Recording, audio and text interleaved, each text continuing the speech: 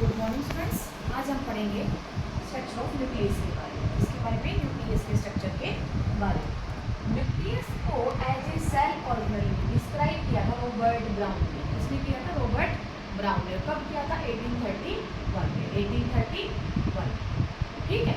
Nucleus को as a cell organelle सबसे पहले डिस्क्राइब किया था रॉबर्ट ब्राउन ने 1831 के अंदर। अब बात ये आती है, एक साइंटिस्ट का नाम था फ्लेमिंग। क्या नाम था? फ्लेमिंग। फ्लेमिंग ने क्या किया, जो न्यूक्लियस के अंदर का कंटेंट है उसको बेसिक डाई से स्टेन किया। फ्लेमिंग ने क्या किया, बेसिक डाई से जो न्यूक्लियस के अंदर का कंटेंट है उसको स्टेन किया, और स्टेन करने के बाद वो कंटेंट आया जो अंदर, उसको नाम दे दिया क्रोमेटिन। क्या नाम दे दिया उसको?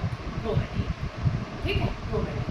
तो बेटा अगर हम न्यूक्लियस के स्ट्रक्चर के बारे में देखते हैं तो सबसे पहले हमारा जो ये न्यूक्लियस है स्फेरिकल बॉडी होता है। कैसे होती है? स्फेरिकल इसकी शेप होती है, और ये डेंस होता है। मतलब जब भी टाइप करेंगे किसी भी सेल को तो यहाँ में डेंस दिखेगा, मतलब बहुत ज़्यादा डार्क कलर दिखेगा। उसके बाद ज़्यादातर सेल्स जो देखी जाती हैं उनके अंदर न्यूक्लियस सिंगल मिलेगा। ज़्यादातर सेल्स में न्यूक्लियस कैसा मिलेगा? सिंगल। मतलब क्या रहेगा? यूनिन्यूक्लिएट। इसका मतलब क्या हुआ? ज़्यादातर सेल्स में कैसा न्यूक्लियस रहेगा? सिंगल। अब हम लोकेशन की बात कर लेते हैं तो प्लांट सेल है उसके अंदर हमेशा न्यूक्लियस सेल के पेरिफेरी पे प्रेजेंट रहेगा। पेरिफेरी पे मतलब कॉर्नर पे। और अगर हम एनिमल सेल की बात करते हैं तो जो न्यूक्लियस है वो हमेशा कहाँ प्रेजेंट रहेगा? सेंटर के अंदर प्रेजेंट रहेगा। कहाँ प्रेजेंट रहेगा? सेंटर के अंदर। तो बेटा हमने जब इसकी स्टडी की तो सेल दो तरह की है। एक सेल ऐसी होती है जो डिवाइड करती है, उनको बोलते हैं हम डिवाइडिंग सेल, और दूसरी होती है अनडिवाइडिंग सेल।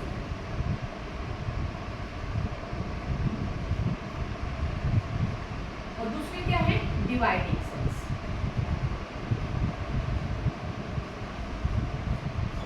एक तो होती है अनडिवाइडिंग सेल और एक होती है डिवाइडिंग सेल। तो जब अनडिवाइडिंग सेल को देखा इलेक्ट्रॉन माइक्रोस्कोप के नीचे तो हमें क्या दिखा कि इसके अंदर एक नेटवर्क लाइक स्ट्रक्चर प्रेजेंट है जिसको नाम दे दिया chromatin fibre. Network like untangle mass of the DNA present, इसको नाम क्या दे दिया? Chromatin fibre. ये क्रोमैटिन फाइबर किसका बना होता है? ये बना होता है डीएनए और प्रोटीन का बना होता है। डीएनए और प्रोटीन का किसमें मिलेगा आपको?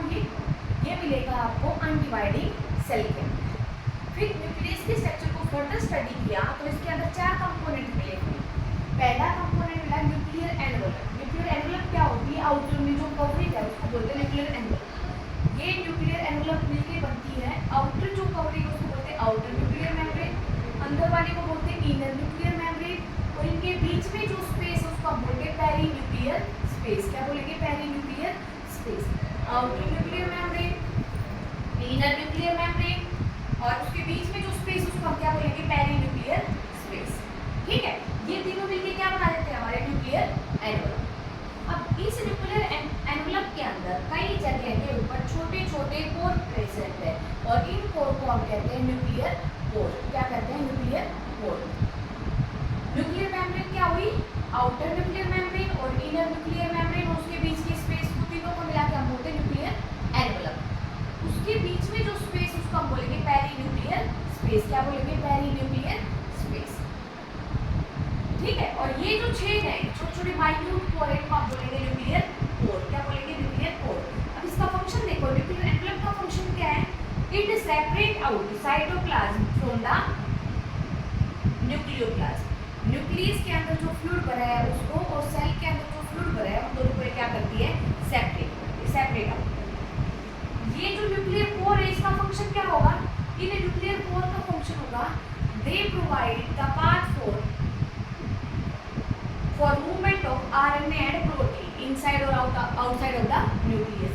कि इसके अंदर और बाहर जाने का, किसका? आरएनए का और प्रोटीन का। इसके लिए responsible they are responsible for the movement of the RNA and protein across the nuclear membrane. अच्छा एक चीज और बेटा, जो आउटर न्यूक्लियर मेम्ब्रेन है उसमें कई जगह के ऊपर इसके सरफेस पे राइबोसोम्स लगे होते हैं। क्या लगे होते हैं? राइबोसोम्स। और it is always continuous with the endoplasmic reticulum. ये एंडोप्लाज्मिक रेटिकुलम के ऊपर भी क्या होती है? कॉन्टिन्यूअस प्रेजेंट होती है। अब उसके अंदर अगर हम देखते हैं, नेक्स्ट हमारा क्या है? न्यूक्लियोप्लाज्म। तो अंदर जो फ्लूइड प्रेजेंट है उसको हम क्या बोलेंगे, न्यूक्लियोप्लाज्म बोलेंगे। क्या बोलेंगे, न्यूक्लियोप्लाज्म। न्यूक्लियोप्लाज्म ये फ्लूइड है और मैट्रिक्स है किसका, न्यूक्लियस, इसको कहेंगे हम न्यूक्लियोप्लाज्म। इस न्यूक्लियोप्लाज्म के अंदर दो चीजें प्रेजेंट है, एक तो ये थ्रेड लाइक स्ट्रक्चर है और ये डार्क कलर्ड बॉडीज और प्रेजेंट है। तो ये थ्रेड लाइक जो स्ट्रक्चर है इसको हम क्या बोलेंगे, इसको बोलेंगे हम क्रोमैटिन फाइबर और नीचे वाले को बोलेंगे